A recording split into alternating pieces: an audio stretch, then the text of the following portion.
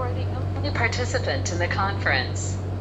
Recording now start because your storage is full.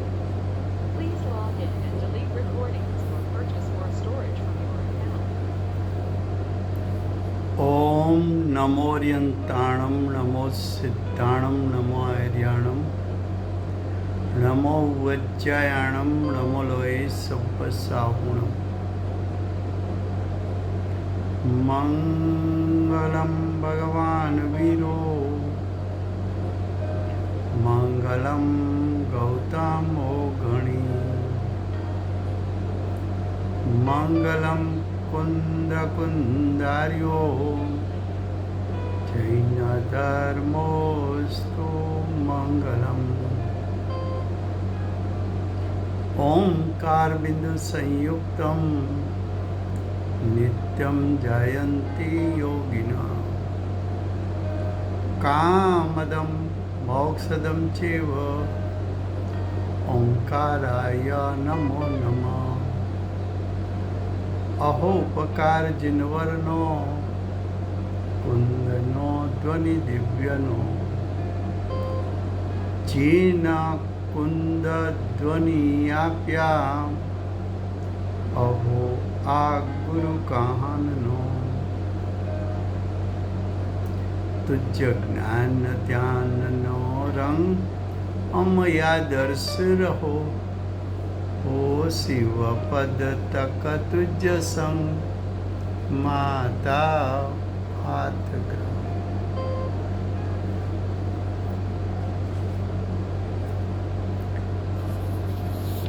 ये समयसार नाम का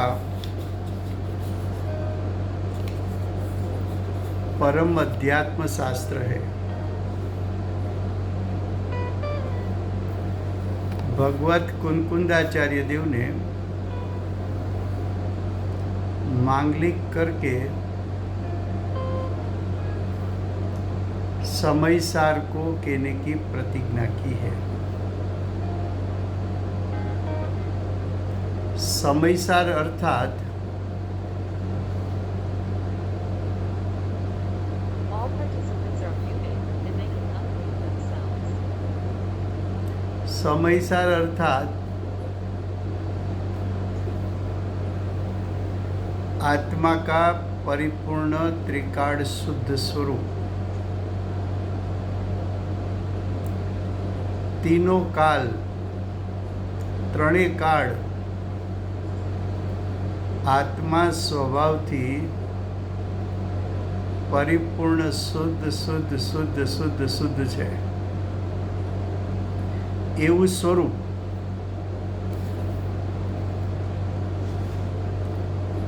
તેને આચાર્ય ભગવાન સમયસાર કહે છે। સમયસારમાં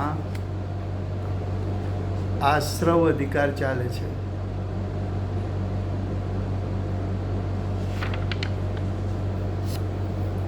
આશ્રવ અધિકારમાં ગાથા 177 178 गाथा 177 178 177 178 उसका विषय है ज्ञानी निराश्रव है। ज्ञानी को नया कर्म का बंध नहीं है। 4 गुणस्थान से 12 गुणस्थान वाले साधक जीव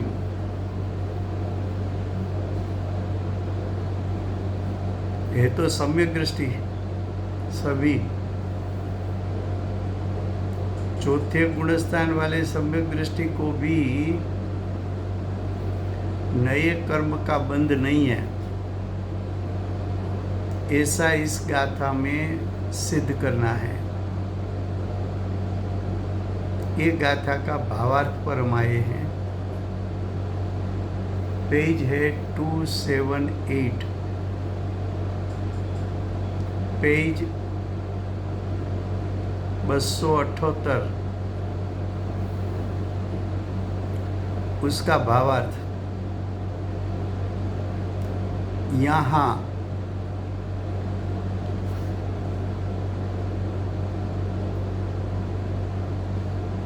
यही यही का अर्थ है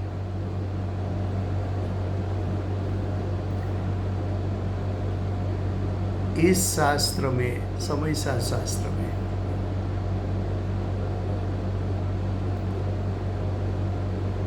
दूसरा अर्थ होता है यही गाथा में। पूरे शास्त्र में ऐसा क्यों कहा? तो कि समयसार शास्त्र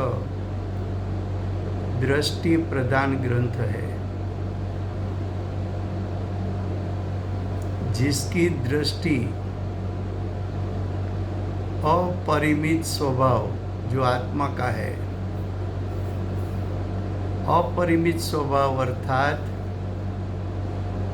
आत्मा में अनंत ज्ञान, अनंत दर्शन, अनंत सुख, अनंत वीर्य, स्वभाव रूप, सामर्थ्य रूप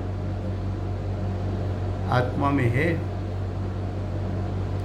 उस पर दृष्टि होना, ऐसे सामर्थ्य पर दृष्टि होना, उसको सम्यक दर्शन कहते हैं। ऐसे सम्यक दृष्टि ने स्वयं के सम्यक ज्ञान के माध्यम से, प्रज्ञा के माध्यम से आत्म स्वभाव और राग, आत्म स्वभाव और मिथ्यात्व, आत्म स्वभाव और राग द्वेष मोह, उसकी भिन्नता का ज्ञान कर लिया, भिन्नता का श्रद्धान कर लिया। चौथे गुणस्थान पर एक बार ऐसा भिन्नता का ज्ञान हो गया, उसके बाद चारित्र मोह में भी जो चौथे गुणस्थान से 12 गुणस्थान तक राग द्वेष उत्पन्न होते हैं, तो भी ज्ञानी मेरे आत्म स्वभाव से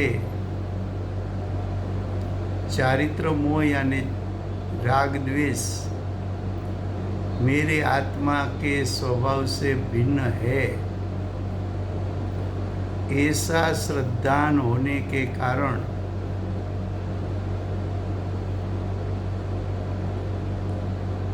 ज्ञानी को राग द्वेष मोह का अभाव कहने में आता है। ज्ञानी को, साधक को राग द्वेष से भी भिन्न है, ऐसा कहने में आता है। देखो भावार्थ, यहाँ पूरे समयसा शास्त्र में सम्यक दर्शन की मुख्यता है,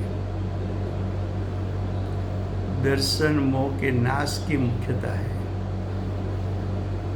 क्यों? तो कि चौथे गुणस्थान पर मिथ्यात्व और अनंतानुबंधी कसाई जो अविनाभावी है, एक दूसरे के साथ रहते हैं, उसकी उपस्थिति मिथ्यात्व और राग द्वेष की उपस्थिति एक साथ होती है, अभाव भी एक साथ होता है। ऐसा मिथ्यात्व और राग द्वेष के बीच में अविनाभाव संबंध है। लेकिन सम्यक दृष्टि ने ऐसा अविनाभावी यानी मिथ्यात्व सहित अनंतानुबंधी के राग द्वेष उसका नाश कर दिया।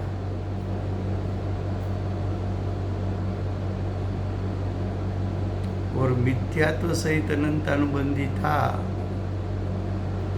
वही तो अनंत संसार का कारण था, तो उसका नाश होने से अनंत संसार तो रहा नहीं।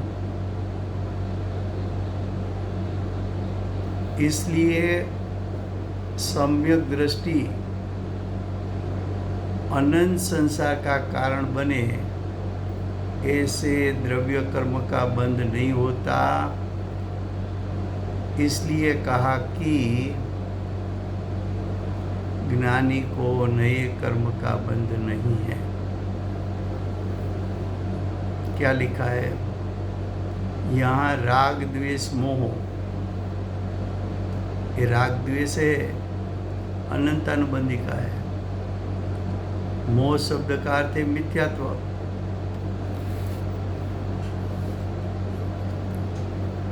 कौन सा राग द्वेष है? तो कि ये राग द्वेष की बात है वो अनंत अनुबंधी, और मोह यानी मिथ्यात्व यानी दर्शन मोह।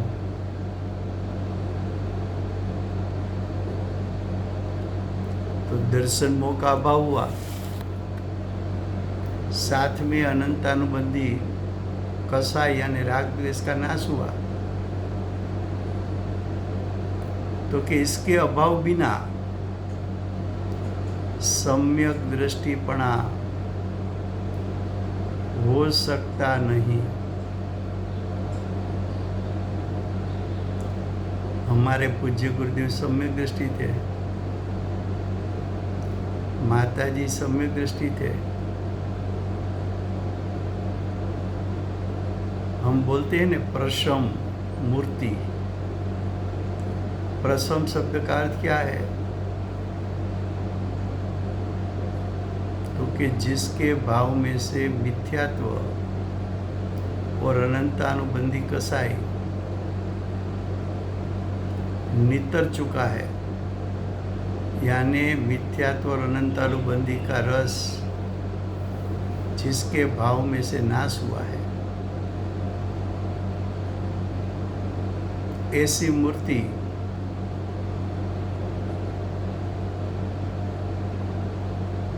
यानी सम्यक दर्शन और स्वरूपाचारण चारित्र सहित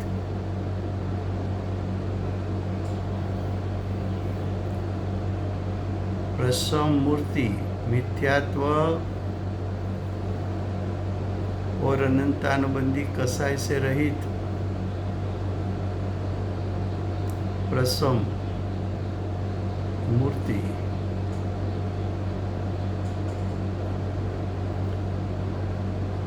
तो यहाँ बताया कि राग द्वेष मोह का अभाव के बिना सम्यक दृष्टिपणा। सम्यक दृष्टि किसको कहते हैं? क्योंकि आत्मा का स्वभाव अपरिमित है। अपरिमित का अर्थ है अनंत सामर्थ्य वाला। आत्मा में अनंत ज्ञान, अनंत दर्शन, अनंत सुख, अनंत वीर्य, शक्ति रूप। वो शक्ति रूप सामर्थ्य कितना है? अपरिमित। ऐसा अपरिमित शक्ति रूप सामर्थ्य पर जिसकी दृष्टि गिरी, जिसको अपरिमित आत्म स्वभाव की रुचि हुई, जिसको अपरिमित स्वभाव आत्म स्वभाव पर श्रद्धान हुआ, जिसको अपरिमित स्वभाव में हुंपना हुआ, वो सम्यक दृष्टि है। क्योंकि राग द्वेष मोह का अभाव के बिना सम्यक दर्शन प्रकट नहीं हो सकता।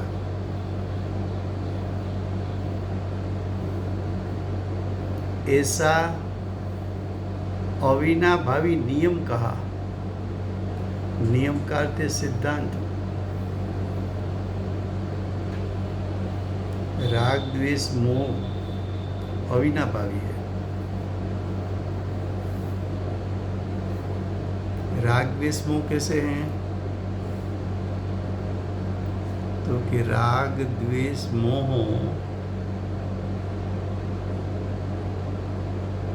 अविनाभावी का अर्थ है जहाँ जहाँ मिथ्यात्व है वहाँ वहाँ अनंत अनुबंधी है। जहाँ जहाँ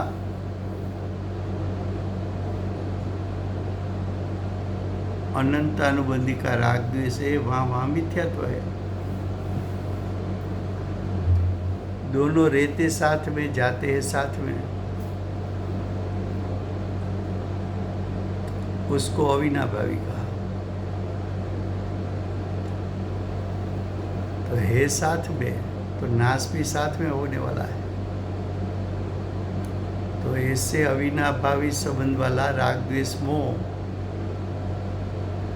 उसका अभाव कहो, व्यय कहो, नाश कहो, नष्ट कहो,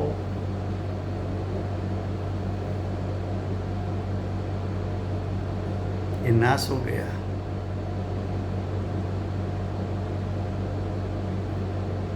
जब सम्यक दर्शन हुआ तब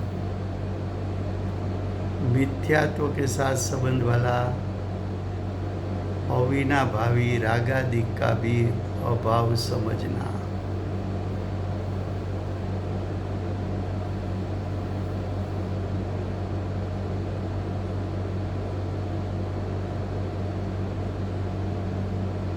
मिथ्यात्व संबंधी लिखा है,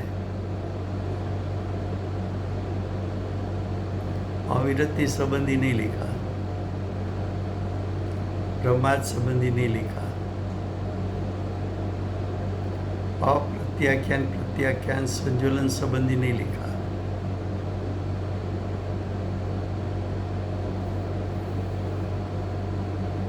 उसका अर्थ क्या कि पंचम गुण स्थान में 3 कसाई है। अप्रत्याख्यान कसाई, प्रत्याख्यान कसाई, संजुलन कसाई। तो जीव की दशा में सम्यक दृष्टि चतुर्थ गुण स्थान वर्ती, उसकी दशा में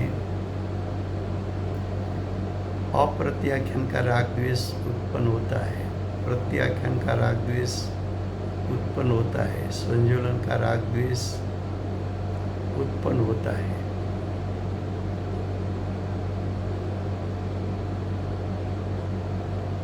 सम्यक दृष्टि भी व्रत रहित होते हैं, प्रमाद सहित होते हैं। कसाई में 3 कसाई है, अप्रत्याख्यान, प्रत्याख्यान, संजुलन।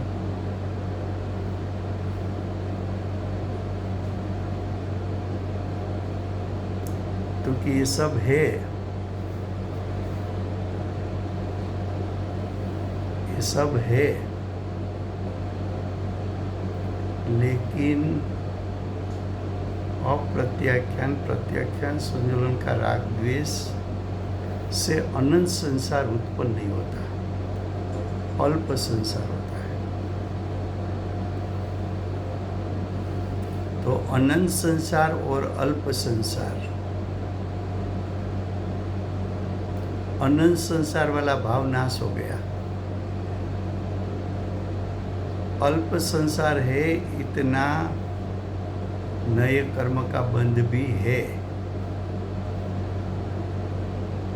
लेकिन अनंत संसार के सामने अल्प संसार की कोई ज्यादा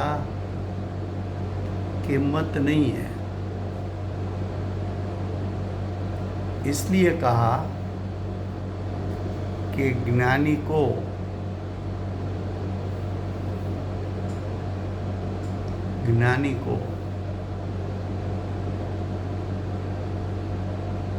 राग द्वेष नहीं है। राग द्वेष नहीं है उसका अर्थ अनंत संसार होता है, ऐसा राग द्वेष नहीं है। पहले एक बार कहा था ना कि हमारे गुरुदेव माता जी सम्यक दृष्टि है। अब कितना भव रहा? अनंत भव है तो कि ना, वर्तमान में वैमानिक देव में है, वहां से मनुष्य होंगे, मुनिपणा धारण करेंगे, तीर्थंकर गोत्र का बंद करेंगे। इतनी साधना की, आयुष पूर्ण होगा, फिर देवगति में आएंगे, और देवगति का आयुष पूर्ण होगा और फिर मनुष्य होगा, तब तीर्थंकर होंगे। तो अभी वर्तमान में वैमानिक देव का भव है, बाद में एक मनुष्य का भव, बाद में फिर से देव का भव, ये 3 भव, और चौथे भव में तो तीर्थंकर होंगे। तो जो सम्यक दृष्टि का सविकल्प दिशा में तत्व संबंधी का गणन, चिंतन, उपदेश आदि की प्रवृत्ति, उसमें राग की उत्पत्ति है, लेकिन वो राग में ऐसा दम नहीं है, ऐसी ताकत नहीं है कि अनंत संसार उत्पन्न कर सके।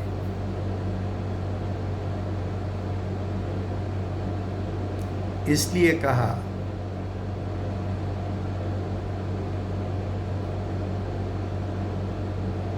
कि राग द्वेष मोह के अभाव बिना सम्यक दृष्टिपणा हो सकता नहीं। ऐसा अविनाभावी नियम यानी सिद्धांत कहा, वहाँ मिथ्यात्व संबंधी रागादि का अभाव समझो। देखो, पंचम गुणस्थान वर्ती श्रावक है, 2 कसाई का अभाव है, लेकिन पंचम गुणस्थान वर्ती श्रावक श्राविका के अर्जी का हो तो उसको 5 अणुव्रत सविकल्प दशा में पालन करते हैं। अर्जी का हो, केलक छुलक हो तो 11 पड़ीमा उसका स्वभाव भी होता है, लेकिन वो स्वभाव प्रत्याख्यान और संज्वलन 2 कसाई वाला है, मिथ्यात्व सहित नहीं है, अनंतानुबंधी सहित नहीं है, अप्रत्याख्यान सहित नहीं है।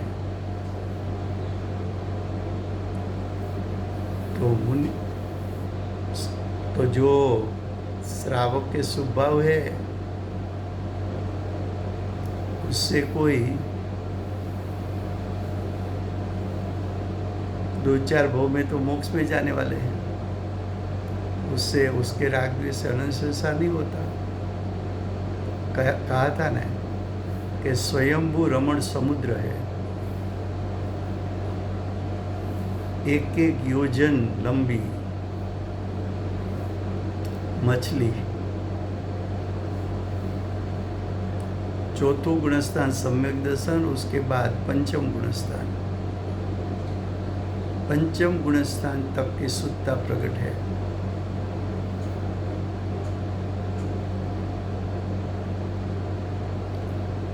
उसको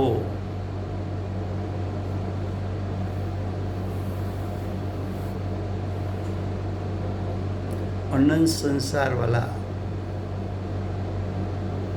मोराग में से उत्पन्न नहीं होता, अल्प संसार है। वैसी तरह मुनि हो, 3 कसाई का अभाव हो गया, 1 संज्वलन का कसाई है, 5 महाव्रत का पालन करे तो 5 महाव्रत शुभ भाव रूप, 5 समिति का शुभ भाव,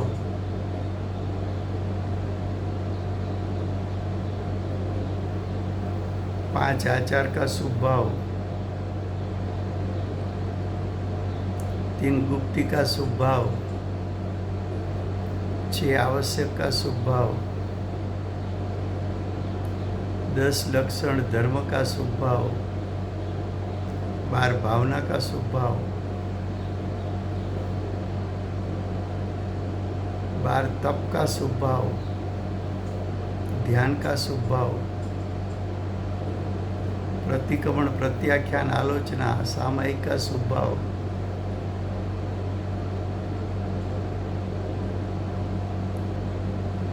होता है। लेकिन एक कसाई वाला राग है, अनंत संसार होगा नहीं। तो भगवत कुंदाचार्य देव 5 महाव्रत, 5 समिति, 5 आचार वगैरह का शुभ भाव था। उसके फल में वर्तमान में तीसरे देवलोक में देव है। देवलोक का भाव पूरा होगा, मनुष्यपणे जन्म लेंगे और मनुष्यपणा में से फिर मुनिपणा लेके उग्र पुरुषार्थ करके श्रेणी आरोहण करके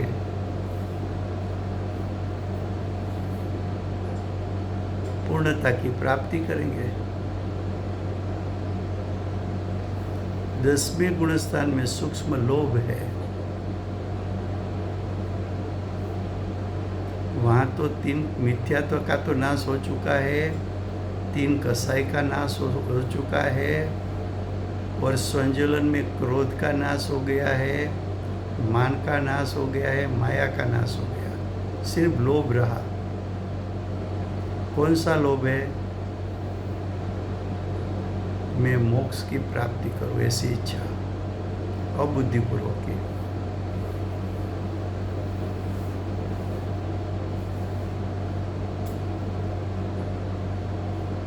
लेकिन वो सूक्ष्म लोभ, वो भी राग है, उससे कोई अनंत संसार उत्पन्न नहीं होता।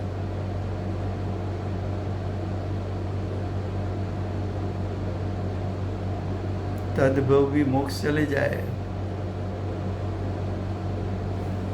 और इतनी साधना चले, उसके पहले देविले हो गया तो देव होके मनुष्य होके चले जाएंगे।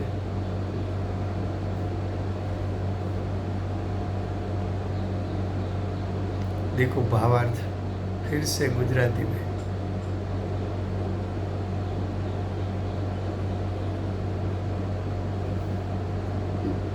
ગાથા 177 178 ચાલે છે. એનો વિષય છે જ્ઞાની નિરાશ્રવ છે. નિરાશ્રવ છે એટલે જ્ઞાનીને નવા કર્મનો બંધ નથી. એ વાત સિદ્ધ કરવી છે. એમાં વિષય ચાલે છે ભાવાર્થ. ભાવાર્થમાં કહે છે અહીં એટલે આ શાસ્ત્રમાં. અહીંનો અર્થ આ શાસ્ત્ર કરવો કે આ ગાથા કરવી.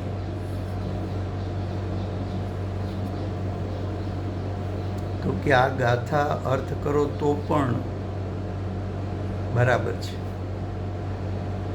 ને આખું શાસ્ત્ર લ્યો તો પણ બરાબર છે. કેમ? તો કે આ શાસ્ત્ર સમ્યક દર્શનની મુખ્યતાથી છે. તો કોઈ કહે કે આ સમ્યક દર્શનની મુખ્યતાથી છે એમ કેમ કહ્યું? તો કે 7 તત્વ 9 પદાર્થ એના શ્રદ્ધાંથી સમ્યક દર્શન પ્રાપ્ત થાય છે. અહીં અધિકાર કયો લીધો છે? સમયસરમાં કેટલા અધિકાર લીધા છે? તો કે જીવ અજીવ અધિકાર, પુણ્ય પાપ, આશ્રવ અધિકાર, સંવર નિજરા અધિકાર, પછી બંધ અધિકાર ને મોક્ષ અધિકાર. તો 7 તત્વ કહો કે 9 પદાર્થ એનું વર્ણન છે. આ વર્ણન કયા પ્રકારે છે? તો કે શુદ્ધ નયની મુખ્યતાથી.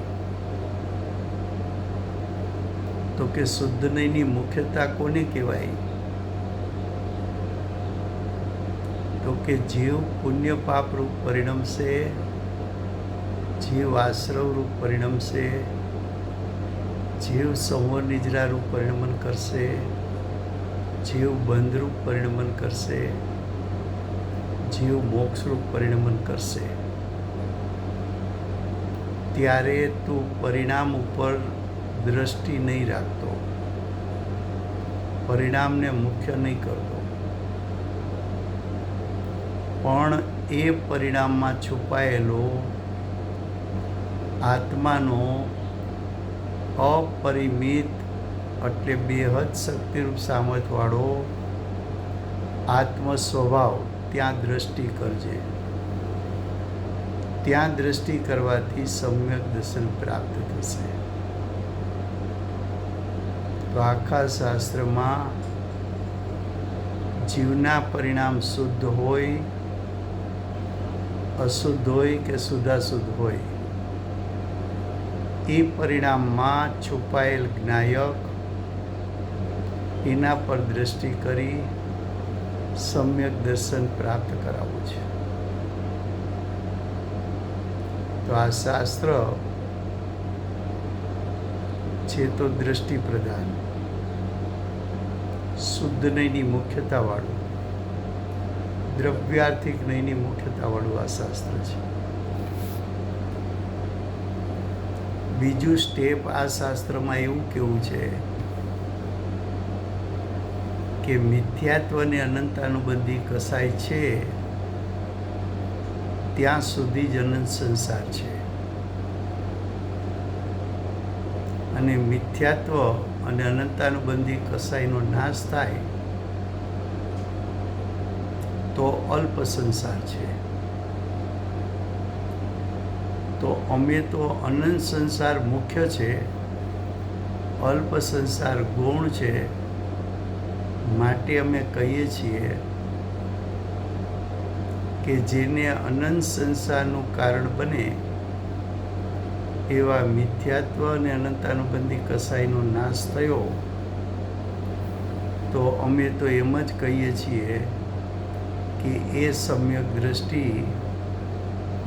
દ્રષ્ટિ અપેક્ષાએ મુક્ત થઈ ગયો છે, જાણે કે એને મોક્ષ જ પ્રાપ્ત થઈ ગયો છે. શ્રીમદજીએ 6 પદના પાઠમાં લીધું છે. વિચાર દશાએ સમ્યક દર્શન થયું છે, ઈચ્છા દશાએ સમ્યક દર્શન થયું છે. તો એ બધી વાત લીધી છે ત્યાં સમ્યક દર્શનની મુખ્યતાથી લીધી છે. એમાં આ શાસ્ત્ર સમ્યક દર્શનની મુખ્યતાવાળું છે, માટે અહીં શબ્દનો અર્થ આ ગાથા કરો તો પણ વાંધો નહીં, આખું શાસ્ત્ર લ્યો તો પણ વાંધો નહીં. હવે કે છે અહીં રાગ દ્વેષ મોહનો અભાવ.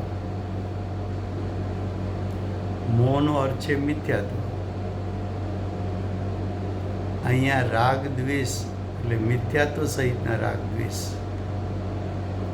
તો મિથ્યાત્વ સહિતના રાગ દ્વેષ છે એ અનંતાનુબંધીના છે. અનંતાનુબંધી કસાઈ કયો કે અનંતાનુબંધી રાગ દ્વેષ કહો. એટલે મિથ્યાત્વ અને અનંતાનુબંધી કસાયના રાગ દ્વેષ નો અભાવ વિના, એના નાશ વિના, એના ત્યાગ વિના, એને નષ્ટ કર્યા વિના સમ્યક દ્રષ્ટિપણું હોઈ શકે નહીં. સમ્યક દર્શન થાય ને મિથ્યાત્વ અનંતાનુબંધી કસાઈ રહે, એવું 3 કાળમાં બને નહીં.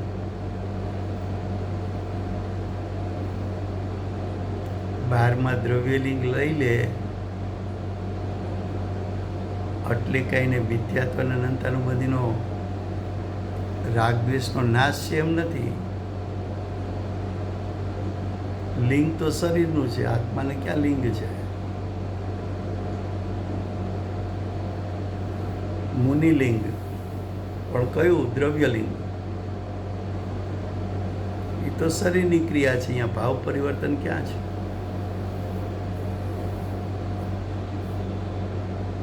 હવે સમ્યક દ્રષ્ટિપણું શું છે?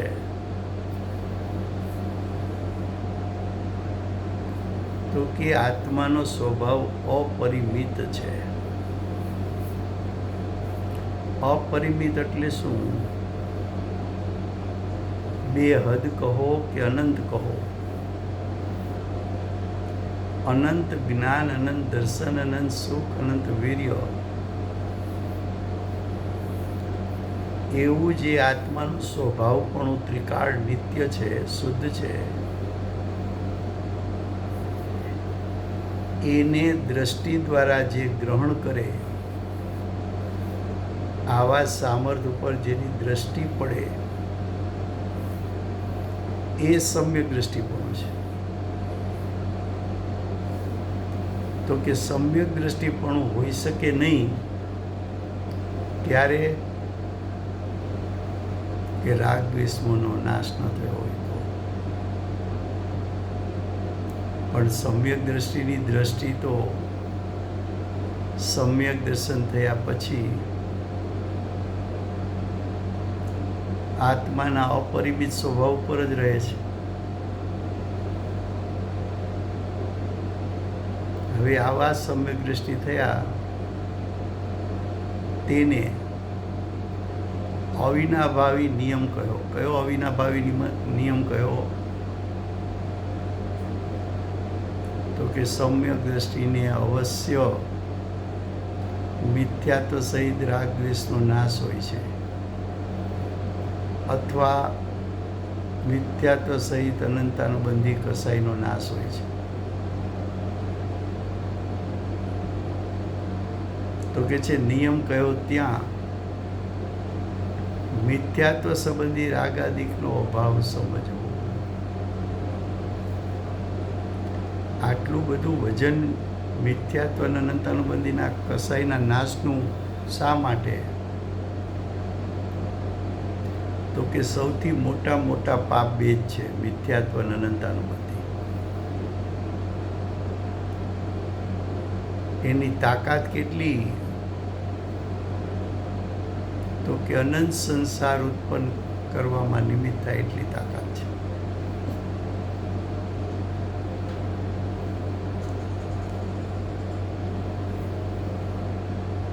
પંચમ ગુણસ્થાન વર્તી જીવ હોય, સમ્યક દ્રષ્ટિ તો ચોથે ગુણસ્થાને છે, પણ પંચમ ગુણસ્થાન વાળા શ્રાવક શ્રાવિકાને પણ અણુવ્રતના પાલન, 5 અણુવ્રત સવિકલ દિશામાં પાલન કરે છે શુભ ભાવ. પણ એ શુભ ભાવ મિથ્યાત્વ અને અનંતાનુબંધી કસાય સહિતનો નથી. માટે પંચમ ગુણસ્થાન વાળાને રાગદ્વેષ છે કે ચોથા ગુણસ્થાન વાળાને રાગદ્વેષ છે, એ અનંત સંસાર એનાથી ઉત્પન્ન થઈ શકતો નથી.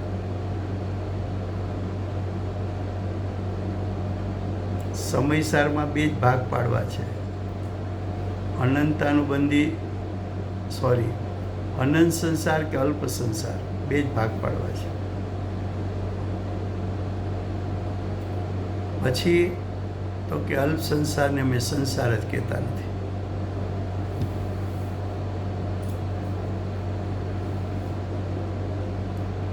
કે સમ્યક દર્શન થયું, હવે એ જીવ ને અનંત સંસાર તો થતો જ નથી, માટે અમે એને કહી દઈએ છીએ કે તો મુક્ત જ છે. આપણે કહીએ છીએ ને,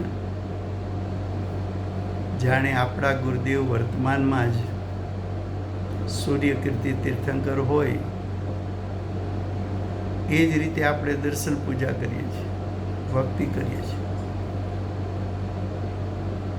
બેનશ્રીને જાતિસ્મરણમાં આવ્યું કે સિમંદર ભગવાનની વાણીમાં એમ આવ્યું છે કે આ ફતેમંદ રાજકુમાર મહાવિદ્ય ક્ષેત્રમાં ગુરુદેવ હતા ત્યારે રાજકુમાર હતા, નામ ફતેમંદ હતું. તો કે આ રાજકુમાર કાળક્રમે તીર્થંકર થવાના છે. આવું માતાજીને જાતિસ્મરણમાં આવ્યું ત્યારથી માતાજીના લખાણો જોવો ગુરુદેવ માટેના, તો માતાજી વિશેષણો એવા જ વાપરે, ગુરુદેવ તીર્થંકર છે એ જ પ્રકારના.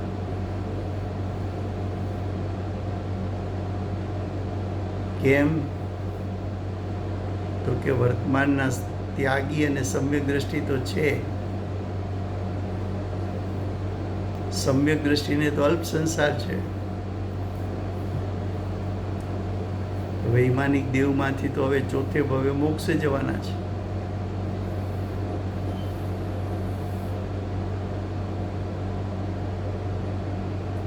તો ચાર ભવ દરમિયાન સવિકલ દશાનો જે કાંઈ રાગ છે, તો કે અમે એને ગણતા જ નથી, એનાથી ક્યાં આનંદ સંસાર થવાનો છે. ક્રમે ક્રમે રાગ છોડતા જાય છે. વૈમાનિક દેવમાંથી મુનિ થશે, મનુષ્ય થશે, મુનિ થશે, તીર્થંકર ગોત્ર બાંધશે, તો મુનિપણામાં તો એક કસાઈની જગ્યાએ 3 કસાઈનો નાશ કરી નાખ્યો. તો કસાઈ તો છોડતા જાય છે, અલ્પ કસાઈ છૂટતો જાય છે.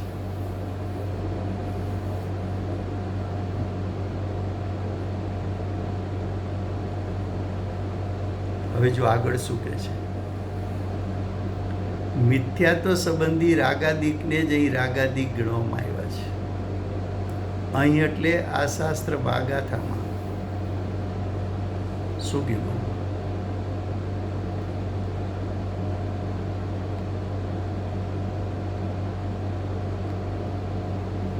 અહીં તો કે આ શાસ્ત્રમાં આ ગાથામાં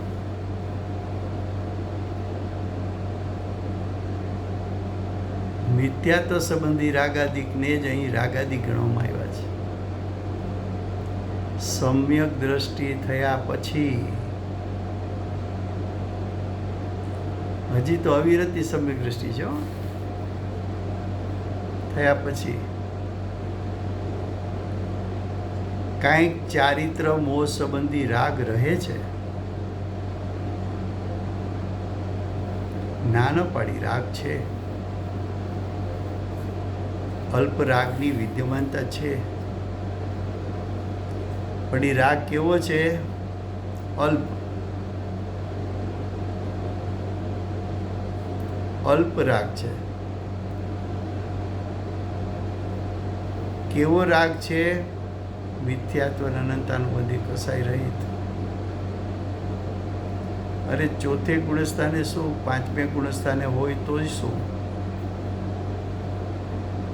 તો કે ત્યાંય ભલે ને 5મ ગુણસ્થાન વર્તી અણુવ્રતના શુભ ભાવ કરે, 11 પડિમાના શુભ ભાવ કરે, પણ એ શુભ રાગ વિદ્યમાન છે. એની તાકાત કેટલી? મીંદડીની કેડ ભાંગી જાય પછી દોડવા જાય તો એ કેટલું દોડે?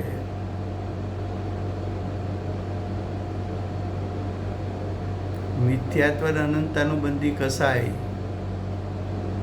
એ કેડ તૂટી ગઈ. હવે જીવ ચાર ગતિમાં પરિભ્રમણ કેટલું કરે? તો કે જે ચારિત્ર મોહ સંબંધી રાગ રહે છે તેને અહીં ગણ્યો જ નથી. એ રાગ તો ગુણ છે. ચારિત્ર મોહના રાગ દ્વેષ આદિ ભાવો ગુણ છે. ચારિત્ર મોહના ક્રોધ માન માયા લોભ ગુણ છે એમ કે છે. કેમ? તો કે એનાથી અલ્પ સંસાર થાય છે, અનંત સંસાર થઈ શકતો નથી. આ રીતે સમ્યક દ્રષ્ટિને ભાવ આશ્રવ એટલે ભાવ પુણ્ય ભાવ પાપનો એટલે કે રાગ દ્વેષ મોહનો અભાવ છે. બોલો, સમ્યક દ્રષ્ટિને રાગ દ્વેષ મોહનો અભાવ છે. ત્યારે એમ પૂછવું કે સમ્યક દ્રષ્ટિને કયા રાગ દ્વેષ મોહનો અભાવ છે? તો કે મિથ્યાત્વ સહિત અનંતાનુબંધીના રાગ દ્વેષ મોહનો અભાવ છે. હવે કે છે દ્રવ્ય આશ્રવોના બંધના હેતુ. દ્રવ્ય આશ્રવ એટલે નવા કર્મ. નવા કર્મ બંધાય એનો હેતુ એટલે કારણ. તો નયા કર્મ બંધ કા કારણ થતા નથી. કોણ થતું નથી? તો કે સમ્યક દ્રષ્ટિના રાગાદિ નવા કર્મ બંધના કારણ બનતા નથી. પણ કયો કર્મ બંધ થતો નથી? તો કે મિથ્યાત્વનો કર્મ બંધ નહીં થાય, એટલે કે દર્શન મોહ નહીં બંધાય. ચારિત્ર મોહમાં અનંતાનુબંધીનું કર્મ નહીં બંધાય. તો કે છે દ્રવ્યાશ્રવોને બંધના હેતુ થવામાં હેતુભૂત એવા રાગ દ્વેષ મોહ. નવા કર્મનો બંધ ક્યારે થાય? તો કે નવા કર્મ બંધાય એનું કારણ કોણ છે? તો કે એનું કારણ તો રાગ દ્વેષ મોહ છે. પણ સમ્યક દ્રષ્ટિને તો રાગ દ્વેષ મોહ છે નહીં, તો નવા કર્મ બાંધવાનું કારણ તો એની પાસે છે નહીં. માટે સમ્યક દ્રષ્ટિ નવા કર્મથી બંધાશે નહીં. રાગ દ્વેષ મોહનો સમ્યક દ્રષ્ટિનો અભાવ હોવાથી દ્રવ્ય આશ્રવના બંધનું કારણ થતા નથી. નવા દ્રવ્ય કર્મ બંધનું હેતુ થતા નથી, એટલે કારણ થતા નથી. અને દ્રવ્ય આશ્રવો બંધના હેતુ નહીં થતા હોવાથી આ દ્રવ્ય આશ્રવો એટલે જૂના દ્રવ્ય કર્મ હતા ને,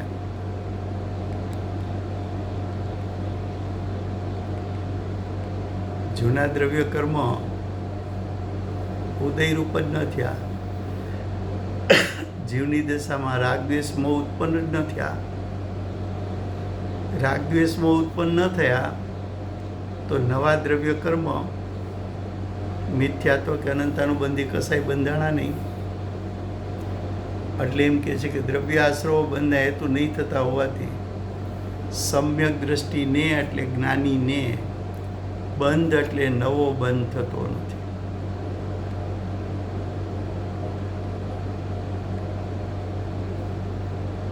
फिर से लास्ट 3 लाइन है ना हिंदी में. इस प्रकार सम्यक दृष्टि को भाव आश्रव, आश्रव का 2 प्रकार है, पुण्य और पाप. इसलिए भाव आश्रव को भाव पुण्य भी कह सकते हैं, भाव पाप भी कह सकते हैं. तो यहाँ कहते हैं कि सम्यक दृष्टि को भाव आश्रव अर्थात राग द्वेष मोह का अभाव है।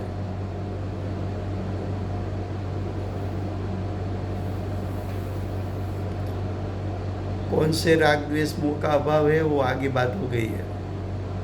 अब देखो, द्रव्य आश्रव के बंध का हेतु, पहले इतना सोच लो कि नए कर्म का बंध, उसका हेतु यानी कारण कौन है?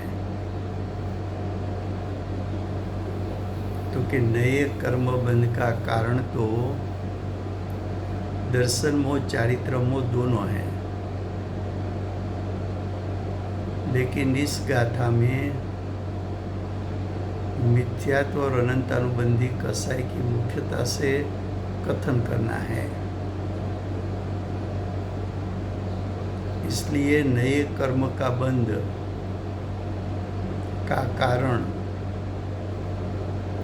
मिथ्यात्व सहित अनंतानुबंधी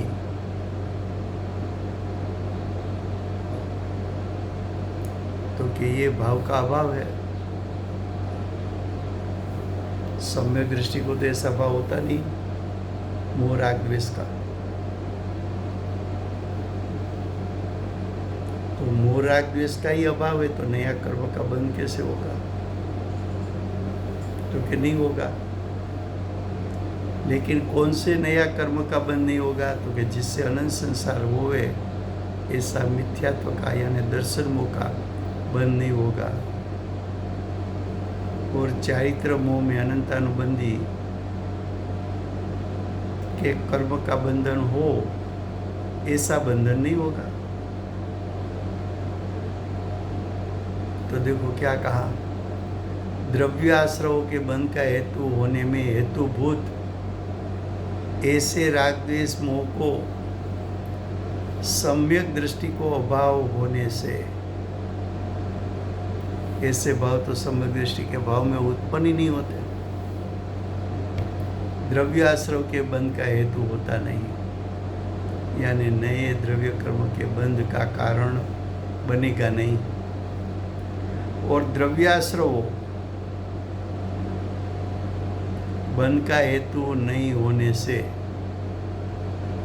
यहाँ द्रव्याश्रव कौन सा लेना है? पुराने कर्म।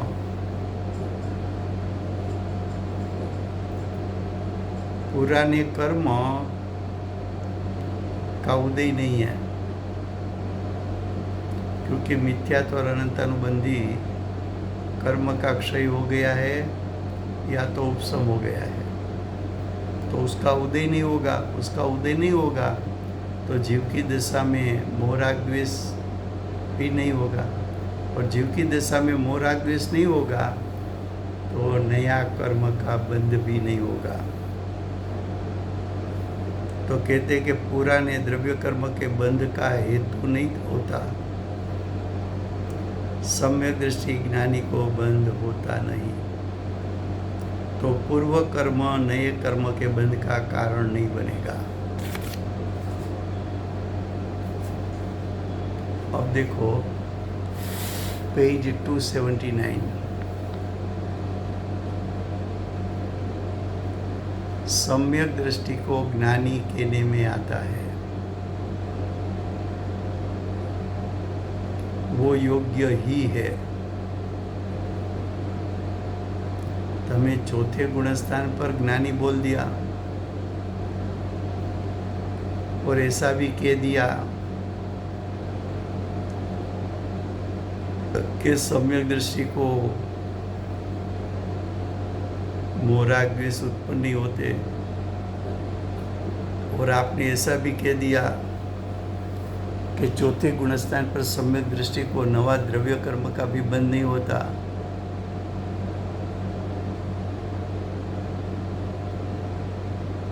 ऐसा शिष्य को प्रश्न होवे उसके पहले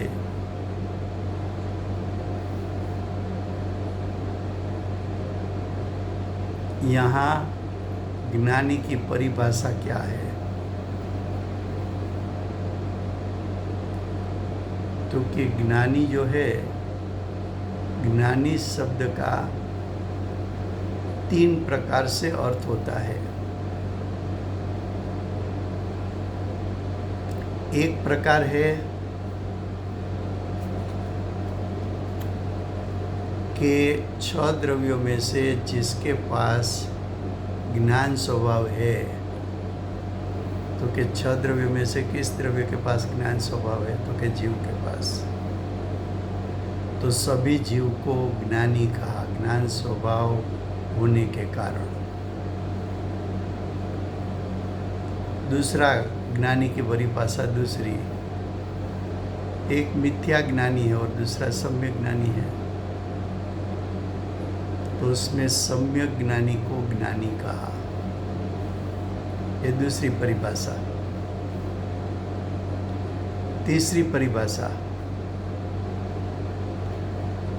कि साधक हो, सम्यक ज्ञानी हो,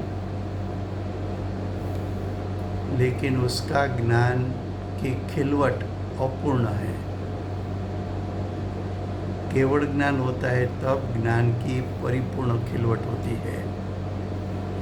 तो अपूर्ण ज्ञान वाले को ज्ञानी कहे कि परिपूर्ण ज्ञान जिसके पास है उसको ज्ञानी कहे। तो कि मुनिराज हो, गणधर है, तो गणधर के पास सम्यक मति ज्ञान है, सम्यक श्रुत ज्ञान है, सम्यक अवधि ज्ञान है, सम्यक मनोपर ज्ञान है, उसको मैं ज्ञानी कहूँ। कि सिद्ध परमात्मा अक्षय ज्ञान है, उसको ज्ञानी कहूँ।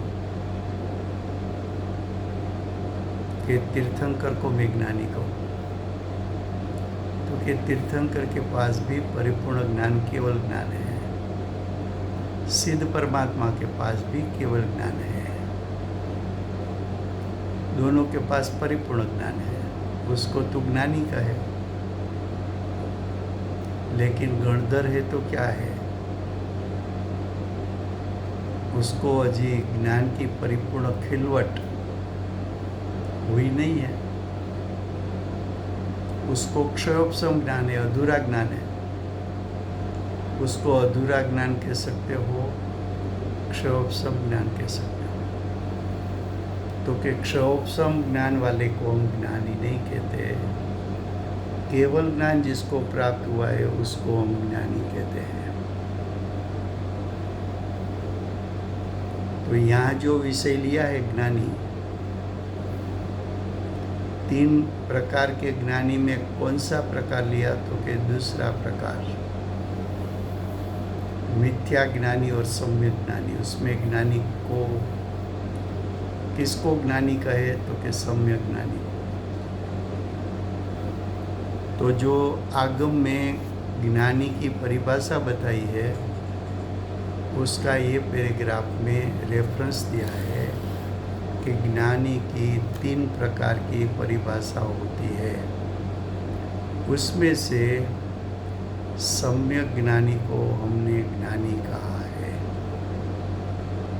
तो ये पैराग्राफ हम पूरा पढ़ते नहीं है, ये सिंपल शब्द है, आप भी कोई भी पढ़ो तो भी मालूम पड़ जाएगा। तो हमने उसको समझा दिया। अब श्लोक 120 वो कल चलेगा, समय हुआ है। वर्तमान 24 आखरी तीर्थंकर बाल ब्रह्मचारी महावीर भगवानનો જય હો। મહાવિદ્ય ક્ષેત્રે બિરાજતા પ્રથમ તીર્થંકર ધર્મ ધુરંધર અનંત ચતુષ્ટયના ધારક દિવ્ય ધ્વનિના દાતા શાસન ઉપકારી સીમામાં રહેનાર સિમંદર ભગવાનનો જય હો। કડીકાળ સર્વજ્ઞ કેવળ જ્ઞાનની તળેટીમાં બેઠેલા મા સમર્થાચાર્ય ભગવત કુંકુંદાચાર્ય દેવનો જય।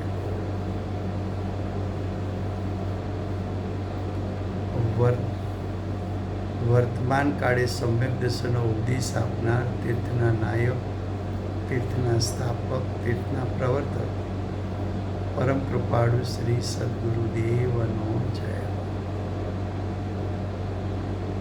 પૂજ્ય ગુરુદેવના શિષ્યમાં શિરોમણી સ્વાનુભવ યુક્ત જાતિસ્મરણ જ્ઞાનયુક્ત પ્રસમ મૂર્તિ ભગવતી માતનો જય. સમ્યક દર્શનની પ્રાપ્તિમાં નિમિત્તરૂપ સર્વ જીનવાણી માતનો જય. પૂજ્ય ગુરુદેવ માતાજીની સાધના ભૂમિ સુવર્ણપુરી ધામનો જય. સુવર્ણપુરી ધામમાં બિરાજતા વર્તમાન ગુરુ અને ભવિષ્યના તીર્થંકર શ્રી સૂર્યકીર્તિનાથ ભગવાનનો જય. સૂર્યકીર્તિનાથ ભગવાનના સમવસરના મુખ્ય ગણધર દેવેન્દ્ર કીર્તિનાથ ભગવાનનો જય. પરમ દિગંબર જૈન ધર્મનો